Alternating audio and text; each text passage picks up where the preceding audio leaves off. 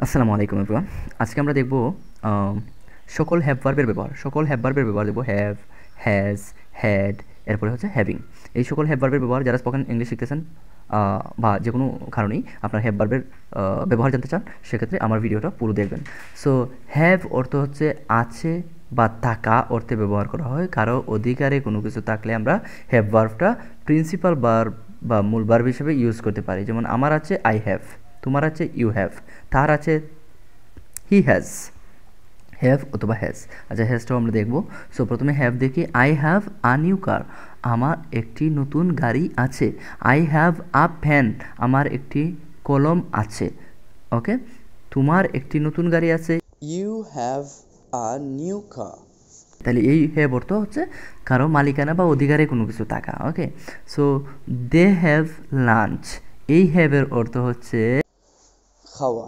এখানে হ্যাভের অর্থ হচ্ছে খাওয়া। তাহলে they have lunch at 1 PM, তার মানে হচ্ছে তারা একটায় দুপুরের খাবার খায়। আরও একটু বিস্তারিত বললাম যে তারা প্রতিদিন দুপুরে একটায় লাঞ্চ করে, মানে লাঞ্চ খায়।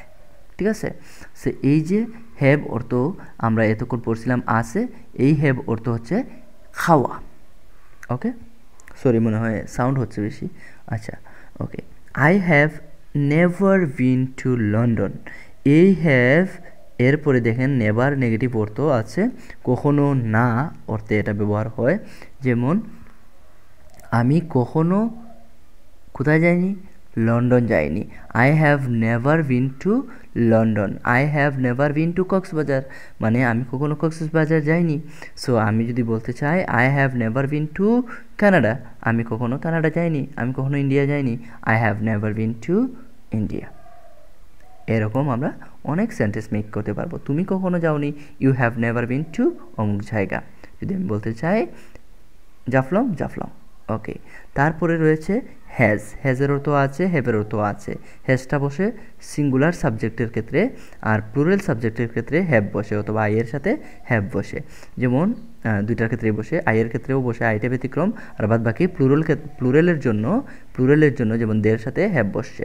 এখানে হ্যাজ বসবে শি এর সাথে, শি সিঙ্গুলার, এই জন্য একজনের ক্ষেত্রে, একটার ক্ষেত্রে এরকম বসাইতে হয় হ্যাজ। সেম কাজ করে হ্যাভের কাজ। তো she has a beautiful garden, তার একটা সুন্দর বাগান আছে বা রয়েছে। আছে যে কথা, রয়েছে একই কথা। She has a beautiful garden, তার একটি সুন্দর বাগান আছে। আচ্ছা, he has completed his assignment, সে তার অ্যাসাইনমেন্ট সম্পন্ন করেছে। এক্ষেত্রে হ্যাজটা হচ্ছে অক্সিলিয়ারি ভার্ব হিসেবে ইউজ হয়েছে বা হেল্পিং ভার্ব হিসেবে ইউজ হয়েছে, বিকজ এখানে একটা কমপ্লিটেড, এই ভার্বটা হচ্ছে মূল ভার্ব, মেইন ভার্ব হিসেবে এখানে বসছে, ভার্বের পাস্ট পার্টিসিপল। সো এই জন্য এটা অক্সিলিয়ারি ভার্ব, এটা পারফেক্ট টেন্সের উদাহরণ। আর এখানে কিন্তু আবার মেইন ভার্ব প্রেজেন্ট ইন্ডিপেন্ডেন্ট টেন্সের এই উদাহরণ ধরতে পারেন, মেইন ভার্ব হিসেবে বসছে, কারণ এরপরে আর্টিকেল আছে, অর্থাৎ এখানে একটা নাউন বসাইছে এই জন্য। আর এখানে নাউন হ্যাজের পরে নাউন বসে নেয়, বসছে ভার্ব, এই জন্য এটা মূল ভার্ব নয়।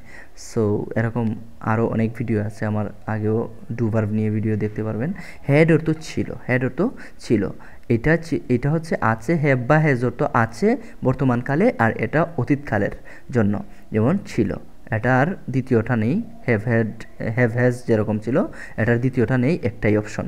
সো এটা বোঝা একেবারে সহজ। I had a great time, I had a great time at the party last night, আমি গত রাতে পার্টিতে দারুণ সময় কাটিয়েছি। তাইলে আমার ভালো সময় ছিল আর কি, এটা বুঝাইতে চাইছি। I had a great time, আমার ভালো একটা সময় ছিল, মানে কাটিয়েছি আর কি, এট দ্য পার্টি, ওই পার্টিতে। সো লাস্ট নাইট, গত রাতে। দে হ্যাড আ ডগ, তাদের একটি কুকুর ছিল। সো এর পরের অংশ পরে আবার বলছে যে when they lived in the countryside, যখন তারা গ্রামে বাস করত, তারা যখন গ্রামে থাকতো বা গ্রামে বাস করত, তখন তাদের একটি কুকুর ছিল, দে হ্যাড আ ডগ, আমার একটি কুকুর ছিল, আই হ্যাড আ ডগ, এইভাবে আর কি। সো এরপরে she had already left before I arrived, অতীতের দুইটা কাজ একই সাথে করছে, একটার পূর্বে আর একটা, এই জন্য হ্যাড বসিয়ে তারপর ভার্বের পাস্ট পার্টিসিপল বসছে, আর অলরেডি মাঝখানে একটা অ্যাডভার্ব হিসেবে বসছে। সো এখানে বিফোরের পরে আবার ভার্বের সাবজেক্টের পরে বি2 আসছে। সো যাই হোক, এটা পাস্ট পারফেক্ট টেন্সের উদাহরণ। শি হ্যাড অলরেডি, এই হ্যাডটা কিন্তু অক্সিলিয়ারি ভার্ব হিসেবে বসছে। শি হ্যাড অলরেডি লেফট, হ্যাঁ, বিফোর আই অ্যারাইভড, আমি আসার আগেই, আমি অ্যারাইভ করার আগেই সে চলে গিয়েছিল। ওকে, আমি পৌঁছার আগেই সে চলে গিয়েছিল। সো এরপরে আমরা যদি হ্যাভিংয়ের কথা থাকি, হ্যাভিং অর্থ থাকা বা খাওয়া বোঝায়, আগের মতোই। আই এম হ্যাভিং ব্রেকফাস্ট, মানে আমার ব্রেকফাস্ট আছে এরকম বলবো না, আমি ব্রেকফাস্ট করছি রাইট নাও, এখন, ঠিক এখন, এটা continuous tense. I am having breakfast, আমি রাইট নাও, আমি কি করছি, ঠিক এখন আমি কি করছি, যে নাস্তা করছি। I am having breakfast right now. She is having a lot of trouble with her project. সে তার প্রকল্প নিয়ে বা প্রজেক্ট নিয়ে অনেক সমস্যার সম্মুখীন হচ্ছে।